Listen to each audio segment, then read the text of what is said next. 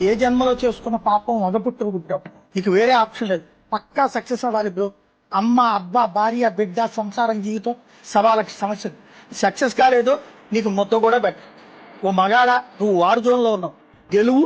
లేదంటే ఏంటి బ్రో, అసలు లేదంటే అనే క్వశ్చన్ లేనే లేదు, గెలవాలంతే.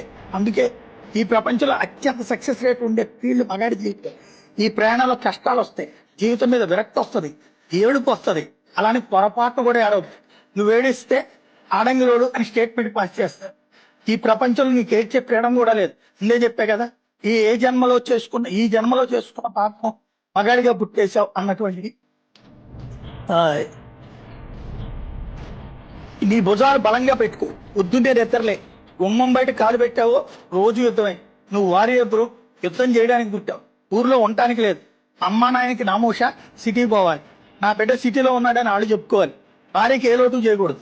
అన్నీ కరెక్ట్గా చేసినా ఏదో అలుగు, నోరు మూసుకుని బుజ్జగించుకు.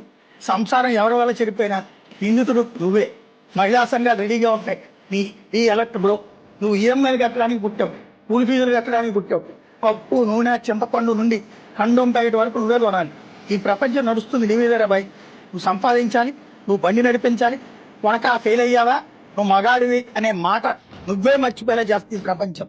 ఏ బార్లో తాగుతావు నీ ఇష్టం, ఏ బ్రాండ్ తాగుతావు నీ ఇష్టం. నీ బతుకు కింగ్ సిగరెట్ లాంటిది. నువ్వు కాలిపోతూ అందరికి కిక్ ఇవ్వాలి. ఒక్కసారి ఆగిపోయావా, కాలు కింద వేసి తొక్కి పారేస్తారు. రాముడు రావణుడే యుద్ధం చేశారు, అర్జునుడు కరుణుడే యుద్ధం చేశారు. ఇక్కడ మగాళ్ళకి మాత్రమే యుద్ధం. నువ్వు నేనే పోరాటం చేయాలి, మిగతా వాళ్ళంతా సేఫ్. ఎందుకంటే నువ్వు నేను మగాళ్ళం. సో అన్ని మూసుకుని ఊర్లో బస్సు ఎక్కి నచ్చిన సిటీకి పో, పస్తులుండు, కింద పడు, పైకి లే, ఏమైనా చేయి, సక్సెస్ అవ్వు అంతే. ఇది